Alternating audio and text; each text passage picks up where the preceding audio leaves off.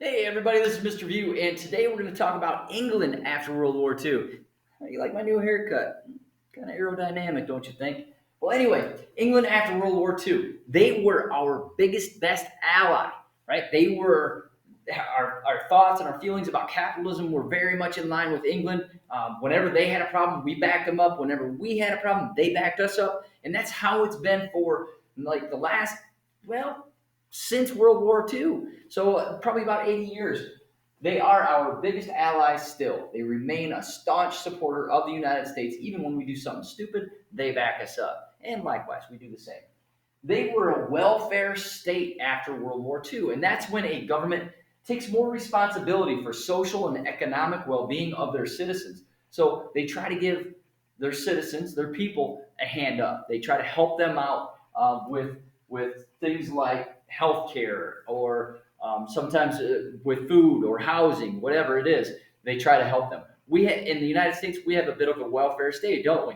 Because we do help people economically. We help with low income housing, um, with jobs and things like that. We help throughout America. They were the same type of way. They are the same way. It's called a welfare state.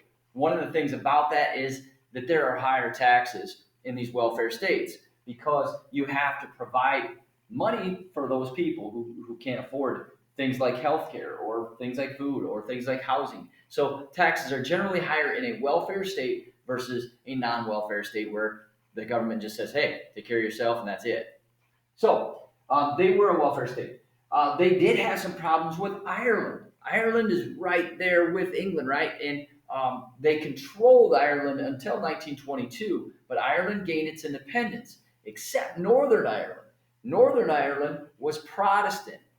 The rest of Ireland was Catholic. The Protestants wanted to stay with England. So they stayed with England. The rest of Ireland were separated and became their own place.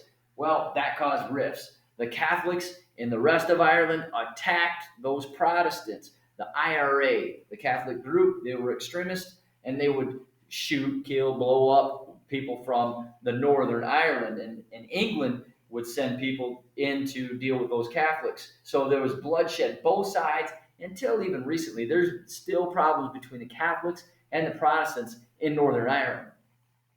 One lady who became prime minister was Margaret Thatcher. And remember what a prime minister is in England. A prime minister is like a president, right? They set a lot of the rules, but they're selected a little bit differently.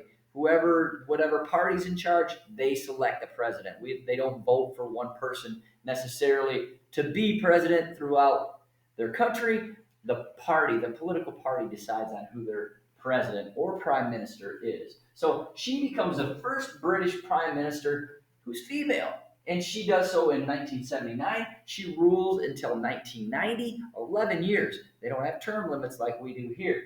She was nicknamed the Iron Lady by the Soviet Union. She hated communism and she hated the Soviet Union. So, they nicknamed her, hey, the Iron Lady. She's real tough and hard.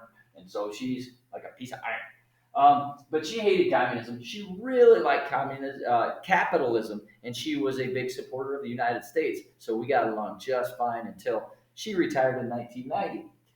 That's it for today. However, I've got a little video. It's a 3-minute video. So this lecture was short. It's a 3-minute video on Margaret Thatcher. You'll have questions from this stuff. You'll have questions from that video to answer today. Have a great day, everybody, and I will see you after the weekend.